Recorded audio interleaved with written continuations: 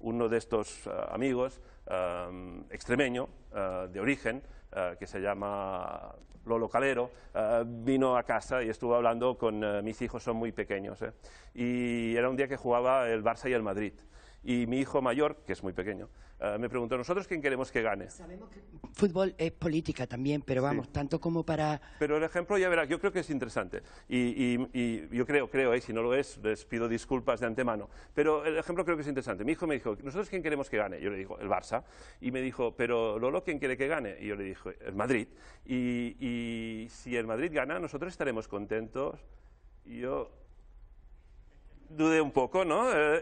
Y no tuve tiempo de responder, y él me preguntó: si nuestros amigos están contentos, nosotros también estamos contentos, ¿verdad? Y me pareció una pregunta muy sugerente, ¿no? Y yo creo que debemos actuar siempre con este sentido, en todos los ámbitos políticos, sociales, económicos y de todo tipo.